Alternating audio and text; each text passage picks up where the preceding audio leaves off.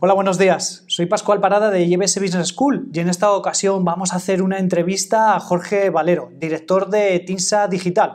Han llevado a cabo un proceso de transformación digital brutal dentro de un sector que podríamos considerar conservador o tradicional y que nos interesa conocer en detalle. Hola Jorge, buenos días, ¿qué tal?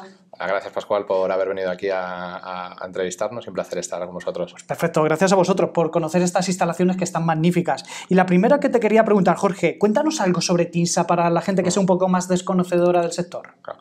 Bueno, TINSA es una empresa del mundo de la valoración. Somos los líderes en nuestro mercado. Tenemos más de un 30% de cuota en toda España y tenemos una presencia internacional ahora mismo en 3 continentes y 12 países diferentes, ¿no? Nuestro core business es el mundo de la valoración y de la tasación, pero también hacemos mucho trabajo de consultoría y desde que hemos creado TINSA Digital, bueno, lógicamente todo el trabajo de Big Data inmobiliario y con todos los datos, ¿no? que manejamos. Oye, y cuando surge la necesidad de este TINSA Digital, del que nos acabas de introducir, ¿cómo surge esta necesidad? Es decir, un conservador, una empresa como TINSA, que está bien implantada dentro del sector, de la industria, como líder además de ella, ¿cómo surge esa visión por parte de la dirección de la empresa? Oye, necesitamos meternos en temas digitales. Bueno, la primera visión es ya sabíamos que el cliente iba a cambiar o ya estaba cambiando. Al final los millennials están aquí, van a empezar a comprar o a solicitar tasaciones. El cliente también ya estaba digitalizado, ya estaba habituado a comprar ropa por internet, la compra desde una aplicación, a solicitar libros en una web y, ¿por qué no, una tasación? Para poder solicitar una tasación desde la web, el proceso que hay que hacer dentro de la compañía es muy complejo, ¿no? Porque tienes que digitalizar todo para que todo esté informatizado. Luego, por otro lado, sabíamos que el mercado en algún momento iba a digitalizarse, iba a moverse hacia el mundo digital. Por lo tanto, tenía sentido, ya que somos los líderes, ser también líderes en ese proceso de transformación y fuimos los primeros que lo hicimos en el sector hace ya más de 4 años. El cambio es muy importante para una compañía que entrega pues 1.000 valoraciones o 1.200 valoraciones cada día. No puedes cambiar y romper lo que tienes, sino que tienes que mejorarlo, ¿no? Y además nosotros vivimos en ese momento un proceso de internacionalización. Hace 4 años no estábamos en 3 continentes ni en tantos mercados. Y hacer las dos cosas a la vez es complejo, pero es muy enriquecedor, ¿no? El cambio es brutal, internacionalización, una apuesta clara en esa estrategia y una apuesta clara en la estrategia de digitalización. Claro, quizás tenga sentido una internacionalización en paralelo con una digitalización para llegar con esos servicios de forma más accesible hacia otros tipos de mercados y geografías. Entiendo que fue así. Claro, a nosotros ahora nos permite haber abierto nuevos mercados, nos permite que lo que hemos hecho en unos mercados sirva para otros. Correcto. Y que el time to market de esos mercados sea el menor posible, porque ya hemos aprendido en otros sitios. Nosotros decimos, hemos hecho modelos de valoración automática, los hemos desarrollado en cuestión de semanas o muy poquitos meses, porque ya los habíamos hecho en otros mercados y lo hemos adaptado con el conocimiento local de las personas que trabajan en TINSA en Chile o en Colombia o en México, y nos ha costado muy poquito, ¿no? Porque ha sido muy natural y ya lo habíamos hecho. Pues iba ahora justamente a ese tema, Jorge. Un proceso de transformación digital de una empresa como TINSA tradicional.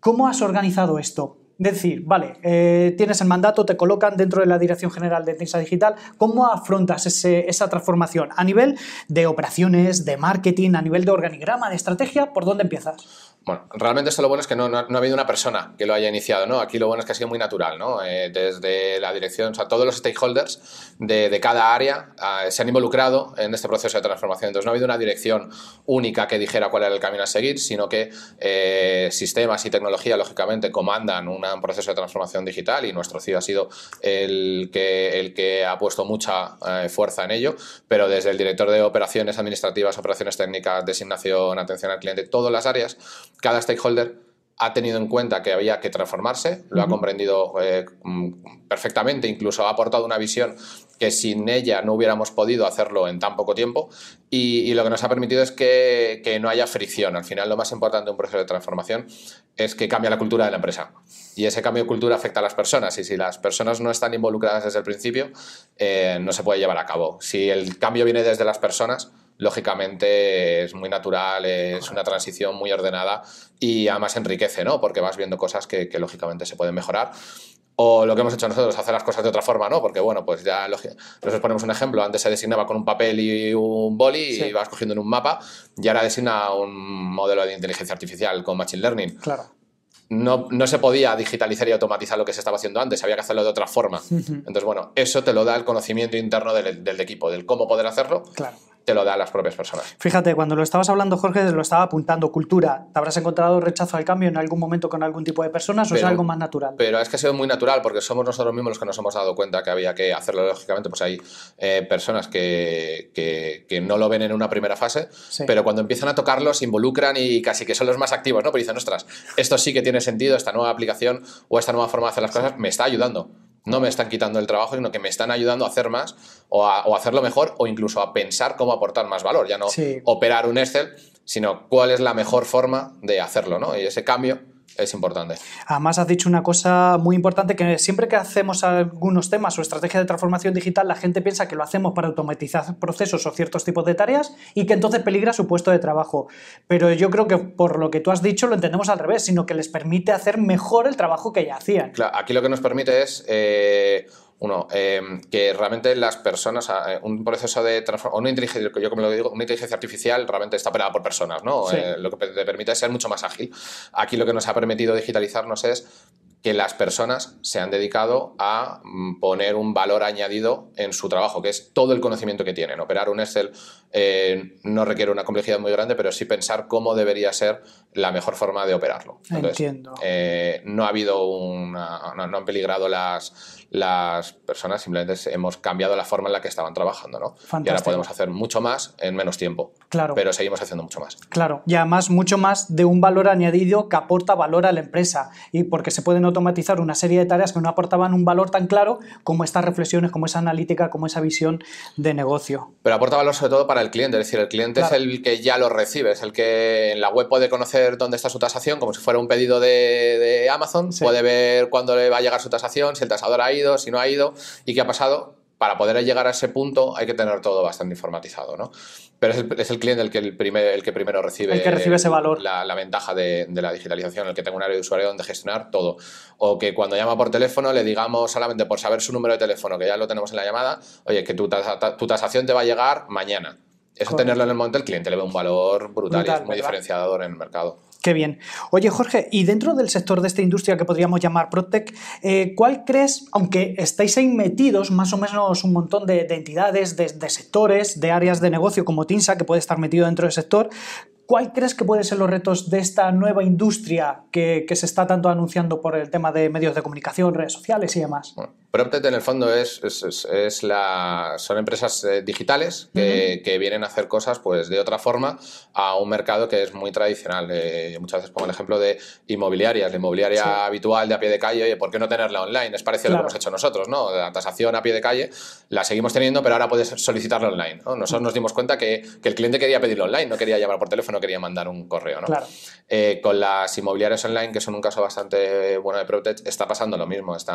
Han disrumpido en el mercado, están haciendo las cosas de otra forma, con un valor al cliente muy rápido. Se están ahorrando un dinero Sí. a la hora de vender una casa y están viendo que el valor que les aportan unos y otros no es tan diferente.